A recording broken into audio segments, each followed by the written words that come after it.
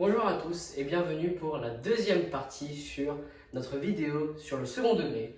Dans cette partie, nous verrons tout ce qui concerne les équations du second degré, c'est-à-dire la résolution d'une équation sous la forme développée ax carré plus bx plus c, ainsi que la ROC qui concerne cette résolution d'équation que je mettrai en description, hein, je ne le mettrai pas dans la vidéo, elle est en description vidéo non répertoriée. Nous verrons ce que c'est le discriminant et comment on le calcule, l'exemple de résolution, la factorisation d'un trinôme ainsi que son exemple, et comment est-ce qu'on utilise la somme et le produit d'une racine, ainsi que enfin le signe de f. Il y a beaucoup de contenu, donc ce que je vous conseille de faire, si vous connaissez déjà la plupart de tout ça, n'hésitez pas à sauter à travers les timestamps que je mettrai. C'est aussi valable pour la partie 1 si vous ne l'avez pas encore regardé, mais pour l'instant là, c'est parti. Très bien, alors maintenant que du coup vous savez ce que c'est une fonction polynôme du degré 2 sous la forme développée, c'est-à-dire ax carré plus bx plus c, on va voir comment est-ce qu'on peut résoudre l'équation où on veut essayer de trouver x, avec du coup ax carré plus bx plus c est égal à 0. Donc tout d'abord, je dois introduire un nouvel élément qui s'appelle le discriminant.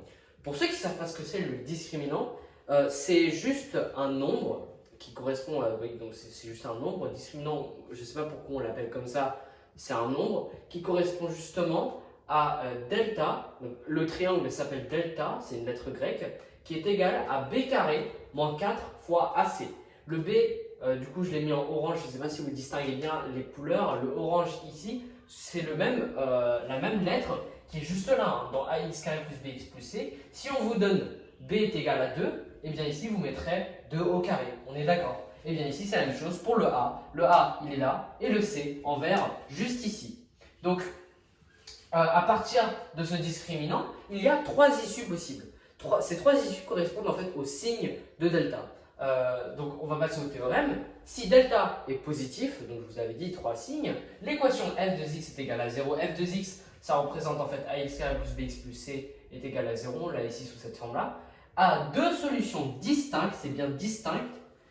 x1 est égal à moins b plus racine de delta divisé par 2a, x2 c'est exactement la même chose, sauf que là il y a un moins à la place du plus. Ici il faut faire bien attention à ne pas faire l'amalgame en quelque sorte. On verra pourquoi est-ce qu'on a ici un plus et un moins et pourquoi est-ce qu'on a racine de delta tout ça dans la ROC. Mais donc du coup, ici, si delta est égal à 0, l'équation f de x est égale à 0 est égale à une solution, ou alors on dit qu'elle a deux solutions, mais qu'elles ne sont pas distinctes justement. Que en fait, x et x1 et x2 sont égaux. Donc du coup, ça formera juste un seul x qu'on appellera x0. Vous mettez bien le 0 comme ceci et non pas juste x, parce que ça ne donne pas justement la même chose. Donc x0 est égal à, entre parenthèses, moins b sur 2a. Pourquoi est-ce que je mets les parenthèses alors que ce n'est pas nécessaire? C'est pour vous aider quand vous tapez dans la calculatrice votre calcul. Parfois, il est possible que la calculatrice s'embrouille avec d'autres expressions. Donc, si vous voulez le taper sur la calculatrice, mettez bien les parenthèses. À présent, si delta n'est pas égal à est négatif, l'équation f de x est égal à 0 n'a pas de solution dans R. Mettez bien dans R parce qu'à partir de la maths expert, si vous prenez maths expert en terminale, il me semble que vous aborderez ce qu'on appelle les nombres imaginaires. Et donc du coup, dans ce cas-là, les racines carrées peuvent être négatives. On passe à présent à notre exemple de résolution. Comment est-ce qu'on va résoudre cette équation? Et d'ailleurs, c'est la rédaction type. Je vous la conseille fortement aussi de l'apprendre par cœur. Tous les exemples que je vais faire sont très importants. Ils ne servent pas aussi d'illustration, mais ils servent aussi de rédaction type. Donc, on va résoudre l'équation 1 demi de x carré moins 3x plus 1 est égal à 0. Comment est-ce qu'on fait ça? Eh bien, tout d'abord, je dois calculer mon delta, mon discriminant. C'est la première étape. Alors, déjà, la rédaction type commence par on a une équation polynôme, ou non, on a une équation de degré 2. On a une équation de degré 2. On calcule delta. Et je pose mon delta. Donc là, delta, je ne suis pas obligé de mettre b carré moins 4ac, c'est assez long, on perd du temps quand on est en DST ou en évaluation. Donc tout simplement, je vais le remplacer très rapidement. Mes nombres ici, je peux les mettre comme ça. Il faut juste ne pas les mettre sous la forme...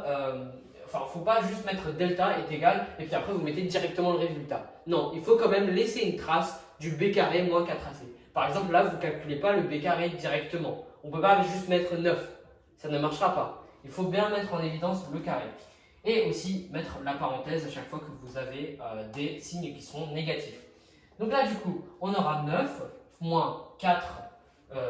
4 fois 0,5, ça fait 2. Et 2 fois 1, bah, ça fait 1. Ça fait 2, pardon. Donc du coup, ça nous fera 9 moins 2, ce qui nous ferait donc 7. Là, pour le coup, j'ai le droit de sauter. J'ai bien fait exprès de sauter pour vous illustrer le fait qu'on peut gagner énormément de temps et on n'est pas obligé de tout rédiger. Donc du coup, non, delta est positif, donc l'équation admet deux solutions distinctes. Et oui, il faut bien mettre distinct, je vous avais expliqué pourquoi, parce que si, on peut aussi dire, si on ne met pas le mot distinct, que en fait, x0, c'est techniquement une équation qui admet deux solutions aussi. C'est juste que là, les deux solutions pour x0, c'est x1 est égal à x2. Donc voilà. Donc en fait, on va calculer, voilà, je vais le mettre ici.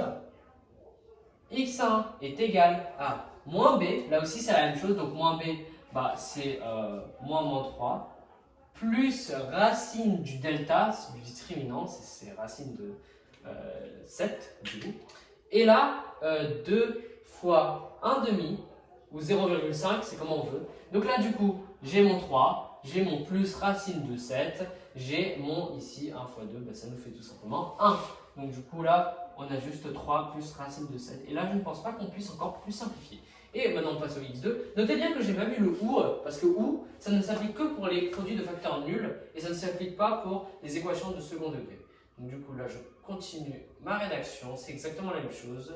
2 fois 1 demi. Et là, du coup, ça nous fait 3, pardon, moins racine de 7. Et là, j'ai sauté une étape parce que je sais déjà que c'est égal à 3 moins racine de 7.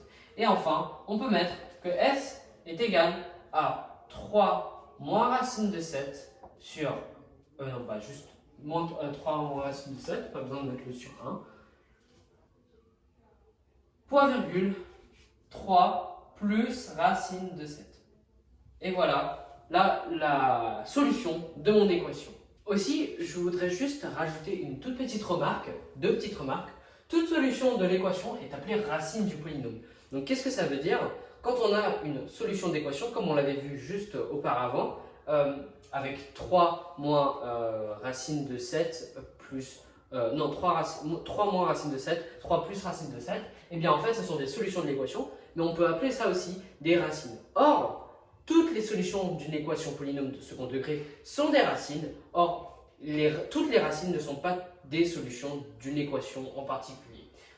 Donc c'est pour ça que dans une équation, la rédaction est très précise, on parle bien de solution. Mais si on devrait résoudre une fonction, déterminer le tableau de signes d'une fonction et qu'on devrait passer par les racines, on dirait l'équation admet, la fonction admet des racines distinctes, deux racines distinctes. Ok?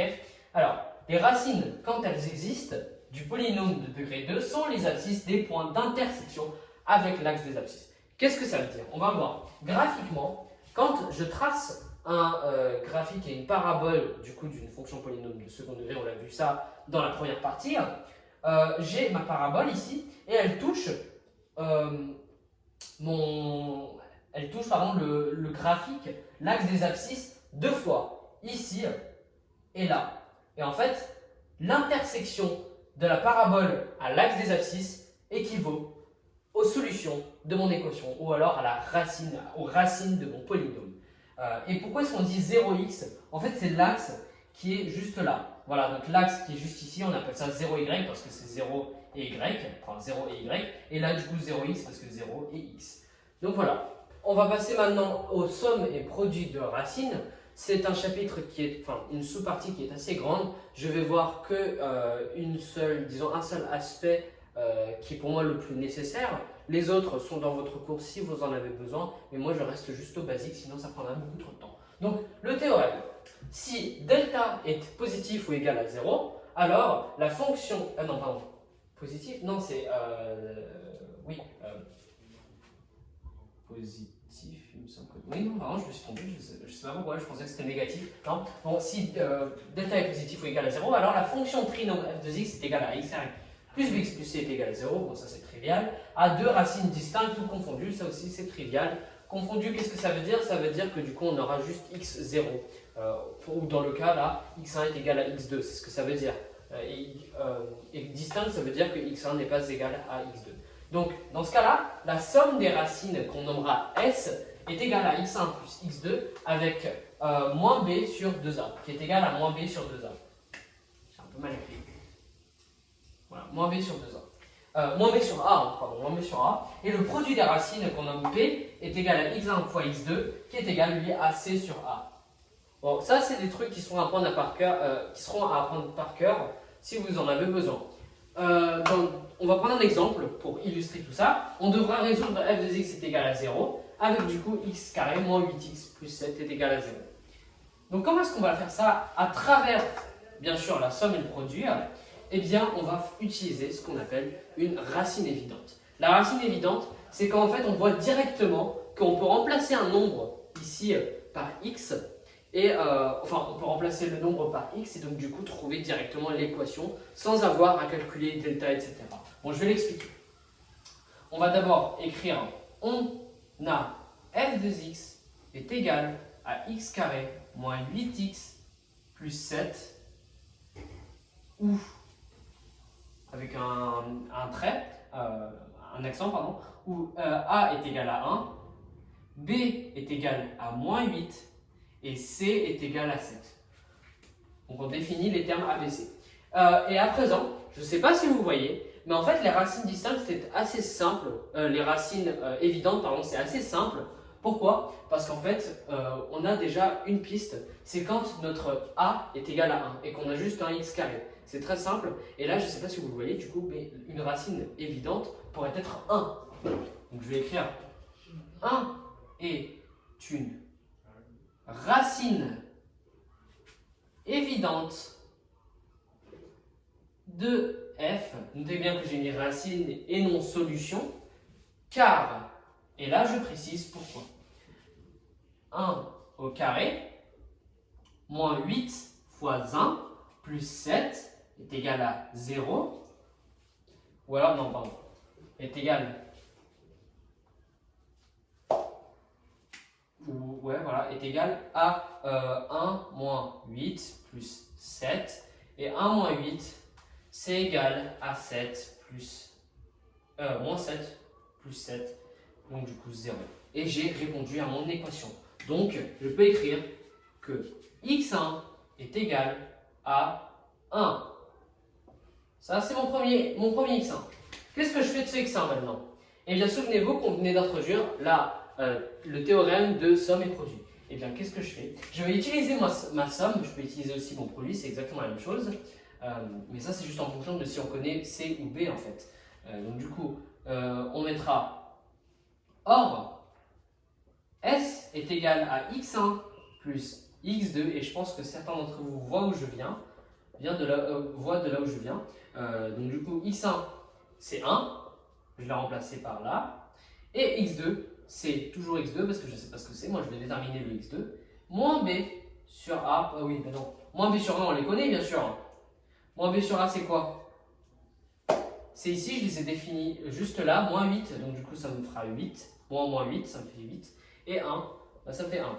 Donc du coup là, ce que je fais, c'est que j'écris 1, le 1, je le mets de l'autre côté, donc ça me fera x2 est égal à 8 moins 1, et donc x2 est égal à 7.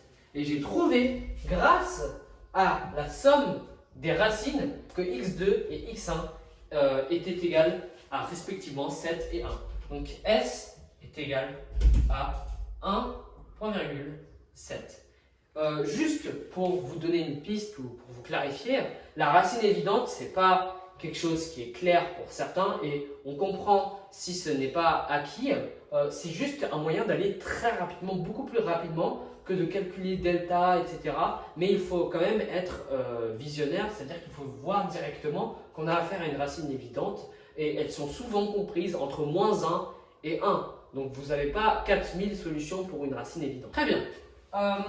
Je vais maintenant définir ce qu'est la factorisation de ax carré plus bx plus c, qui est encore essentiel. Je ne resterai que sur le basique, donc pas de démonstration de pourquoi est-ce que j'ai obtenu ceci. Tout est dans le cours si vous en avez besoin.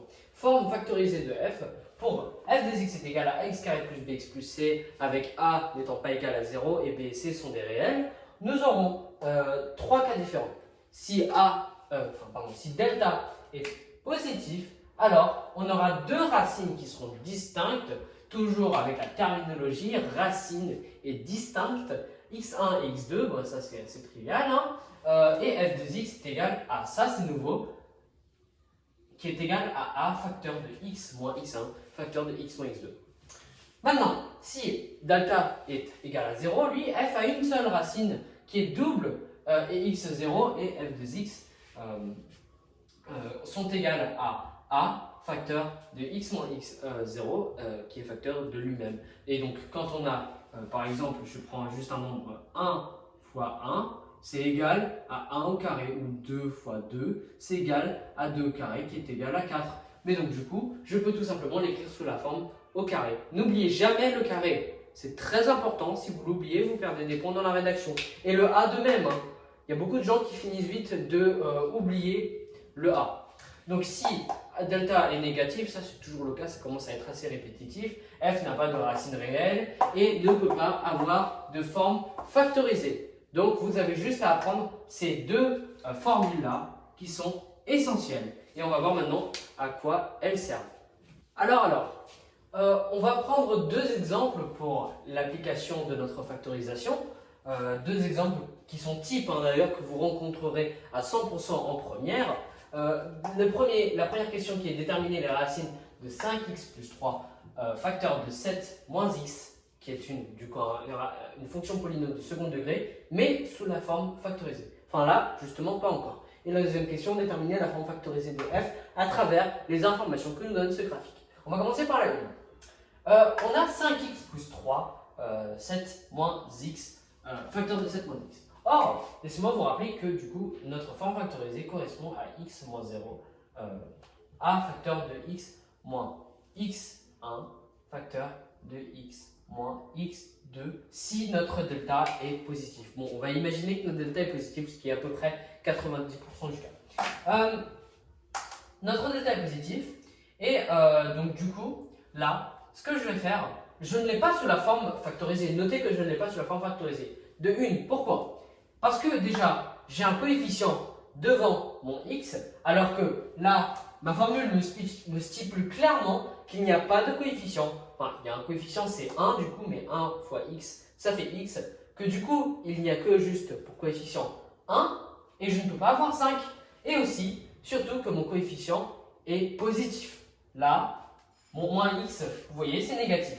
Alors, je dois m'arranger pour trouver une manière que le 5 disparaisse et le moins aussi disparaisse. Donc, c'est parti. Qu'est-ce qu'on va faire? Je vais réécrire 5x plus 3 facteur de 7 moins x. Eh bien, je vais décaler le 5 de l'autre côté. Je vais le factoriser, il me semble. Donc, du coup, je mets le 5 de l'autre côté, facteur de x, le 5 disparaît du coup, et là, je mets 3. Mais là, qu'est-ce que je fais? Eh bien, je divise par 5.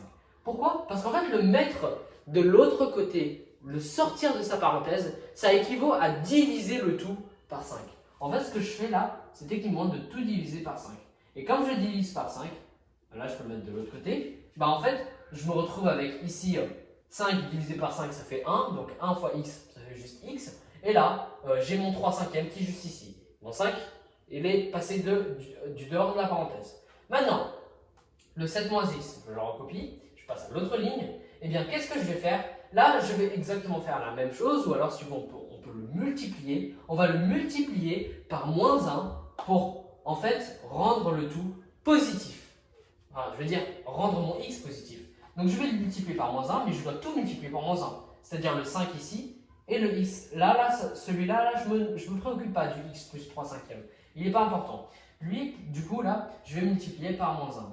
Je vais bien détailler. Moins 1 facteur de du coup 5, qui est le facteur de x plus 3 cinquièmes. Je vous l'ai dit qu'il ne bouge pas. Et lui, bah, du coup, là, on aura du coup moins 7 plus x qui sera lui positif. Et c'est ce que je recherche. Là, on a nos deux coefficients. Les deux coefficients, enfin les deux x sont égales, le coefficient qui est devant le x sont égales à 1 et sont positifs.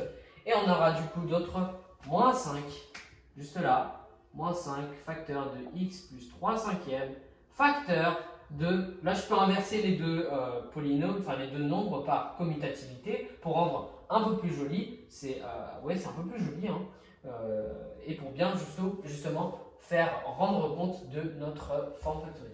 Voici donc ma forme factorisée. C'est assez simple, ça requiert juste un peu de calcul littéral et de votre mémoire de la seconde ou de la troisième. Et si vous n'avez pas acquis ça, j'ai toujours une vidéo sur tout ce qui est calcul littéral, forme factorisation, etc.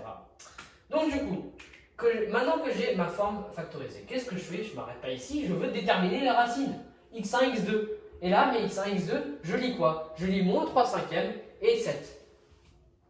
Pourquoi? Parce que moins 3 cinquièmes, là, il devient négatif. Et bien tout simplement, on a un moins ici. Donc du coup, si votre truc là, ici, votre x1, il y aura un plus ici, votre solution sera exactement l'opposé du signe qui sera là. Là, par exemple, dans cette mesure-là, si x1 est positif, la racine sera négative. Donc, je m'explique. Ici, x1 est négatif. Et pour le vérifier, si vous voulez, vous pouvez remplacer moins 3 cinquièmes juste ici. Vous faites moins 3 cinquièmes, a, donc le moins 5 qui est ici, facteur de x moins 3 cinquièmes, facteur de x moins 2, moins x2.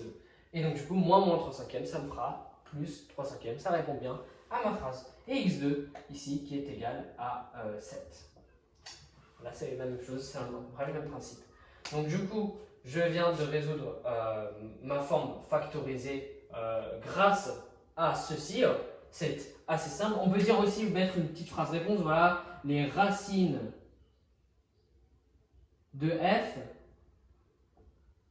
sont x1. Alors, j'interromps la vidéo juste pour vous dire que je montrerai deux exemples dans le prochain diaporama en quelque sorte. Et en fait, je ne vais qu'en résoudre qu'un seul parce que c'est assez long à expliquer pour le deuxième. Si vous voulez que je l'explique en détail, je le ferai dans une vidéo autre, mais n'hésitez pas à me mettre un commentaire pour me faire savoir si vous voulez que je fasse l'autre exemple. Très bien, on passe enfin à la dernière partie du signe de f et tout ce qui est inéquation. On va voir comment on va résoudre une inéquation aussi. C'est tout aussi important que de résoudre une équation.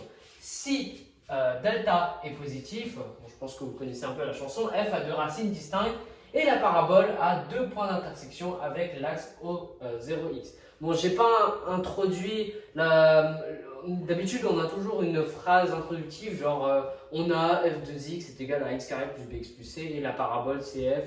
Moi, je ne l'ai pas introduit parce que c'est assez trivial. On a le tableau de signes f de x, pardon, avec du coup x1 et x2 qui s'annulent en 0. Et là, en fait, ce que vous allez mettre, quand vous allez remplir votre tableau, vous mettrez le signe de moins a ici et le signe de a là. Donc, qu'est-ce que ça veut dire graphiquement? Quand votre A est positif et quand votre A est négatif, ça dépend justement de comment est-ce que votre parabole sera tournée. Si elle est positive, tournée vers le haut, si elle est négative, tournée vers le bas, je l'ai expliqué dans la première partie. Eh bien, on aura une intersection, un point d'intersection entre OX et la parabole, x1, x2, x1, x2. Et en fait, ce que vous aurez, x1, x2, ce qu'il y aura là, ce sera ce qu'il y a ici en fait. Vous voyez ce que je veux dire? Je vais le mettre en orange. tout ce qu'il y a là représente tout ce qu'il y a là. Et inversement, tout ce qu'il y a ici et là, c'est tout ce qu'il y a là et là. On dit que f est du signe de a à l'extérieur des racines et du signe de moins a à l'intérieur des racines. L'intérieur des racines, c'est donc du coup là, c'est ça en fait. L'intérieur des racines, c'est ce qu'il y a là. Il faut imaginer un tableau de signes comme 3 piliers. Il y a 3 piliers dans un tableau de signes où delta est positif. C'est ce pilier-là, le premier pilier, le deuxième pilier, le troisième pilier. Et vous voyez très bien que 2 piliers entourent un seul pilier. Ici, il y a 2 piliers qui prennent dans le sandwich en quelque sorte un seul pilier. C'est comme ça qu'il faut le voir en fait. Et l'intérieur des racines, ça représente justement ce qu'il y a à l'intérieur de ce sandwich. Et à l'extérieur des racines, c'est si vous voulez ce qu'il y a justement en dehors des racines, donc c'est-à-dire moins infini x2 et x2 plus l'infini. Donc voilà. À présent, si delta est égal à 0, f a une seule racine, donc un point d'intersection avec l'axe OX. Ça ne change pas. Notre tableau de signes ici, là en revanche, change. Nous aurons un tableau de signes où en fait on aura 2 signes de A. Donc imaginons que A soit positif. On aura plus plus. Et pourquoi est-ce qu'il y a plus plus? Eh bien graphiquement, si vous regardez, là, mon A est positif. Donc du coup, ce que je vais faire, c'est qu'en fait, ma parabole va toucher qu'une seule fois, l'axe des abscisses, donc un point d'intersection, qui est atteint en x0. Et x0, c'est celui-là. Et c'est pour ça qu'en fait, quand A est positif, vous aurez votre plus plus, parce qu'en fait, là, vous voyez que la parabole ne touche jamais l'axe, ne va jamais en bas de l'axe des abscisses, on est d'accord? Eh bien, c'est exactement ce qu'explique le tableau de signes. On dit donc que f est du signe de A et s'annule en x0. S'annule en x0, ça veut dire que x0 est égal à 0. Et c'est ce que représente en fait la barre et le 0. Donc, à présent, le dernier point, si delta est négatif, f n'a pas de racine, donc pas de point d'intersection avec l'axe OX. Et donc le tableau de signes est égal au signe de A négatif, enfin signe de A. Et je n'ai pas représenté le graphique, mais bon, en fait, si vous voulez, mon graphique, ça fera ça. Hein. J'efface ici pour vous montrer en quelque sorte. Moi, si mon A est négatif, et bien en fait, ça fera ça. Ça ne touchera simplement pas mon graphique. Et donc, c'est pour ça qu'on dit qu'il n'y a pas de point d'intersection entre OX et la parabole. On dit donc que f est du signe de A. Ce qui veut dire que f, par exemple, si A est négatif, bah, ça restera toujours négatif, ça ne monte jamais jusqu'au-dessus et ça ne touche jamais l'axe des abscisses, comme vous pouvez le voir. Dernière remarque, résoudre une inéquation de degré 2 dans R revient à déterminer le signe du trinôme. Ce sera notre dernier exercice. Enfin, on a donc l'exemple d'une inéquation. Je vous ai résolu le début de l'inéquation pour gagner du temps, parce que ça on l'a déjà vu en vidéo justement, on l'a vu précédemment dans la vidéo. Résoudre 5x carré plus 2x inférieur à 0, strictement inférieur à 0. Alors, on a une inéquation de degré 2, attendez. Oui, inférieur à 0, oui. On a une inéquation de degré 2, on pose f de x est égal à 5x carré plus 2x, on calcule delta. Alors, pourquoi est-ce qu'il y a des trucs en orange? Les trucs en orange, c'est les choses qui changent par rapport à la rédaction d'une équation. Une équation simple. Pour une équation simple, on aurait juste dit on a une équation de degré 2, on calcule delta. Là, je rajoute une équation, le terme inéquation, très important, et on doit mettre, on pose f de x est égal à 5x carré plus 2x. Pourquoi? Ben en fait, si je ne pose pas f de x est égal à 5x carré plus 2x, eh bien je suis toujours sous la forme d'une inéquation. Or là, moi je veux résoudre une équation. Donc du coup, je la passe sous la forme f de x est égal à tadada. Et on calcule donc le delta qui me donne 4. Le delta étant positif, on a deux racines distinctes, 1 cinquième et 2 cinquièmes. Et là, attention, ce n'est pas une équation. Donc, je ne mets pas s est égal à 1 cinquième, 2 cinquièmes. Il faut que je continue mon raisonnement. Donc, ici, là, je vais mettre ce qu'on appelle la phrase introductive pour mon tableau de signes. Je vais écrire en orange. Comme dans le cours, f est du signe de a étant égal à 5, qui lui est positif à l'extérieur des racines. Voilà, j'écris avec des signes, au lieu de dire avec des lettres, enfin avec des mots, parce que c'est beaucoup plus rapide, à l'extérieur des racines. C'est une rédaction à apprendre par cœur. Vous l'aurez aussi des inéquations, ça sera obligatoire. Donc, tableau de signes. Et qu'est-ce que je fais quand j'ai mon delta qui est positif? Souvenez-vous, f de x, voilà, mon moins infini, plus infini. J'ai 3 piliers en tout, quand j'ai delta positif. Et où est-ce que ça s'annule? Eh bien, ça s'annule en x1, x2. Donc x1, 1 cinquième, x2, 2 cinquièmes. À présent, je remplis ici mon tableau. Souvenez-vous que ce qu'il y a à l'extérieur des racines, ça correspond en fait à ce que j'ai dit, hein, positif à l'extérieur des racines. Donc ça se lit soi-même, plus de ce côté-là, à l'extérieur des racines, et plus aussi là. Et donc du coup, par élimination, ça deviendra un moins ici. Et maintenant, je peux mettre S est égal à tatata.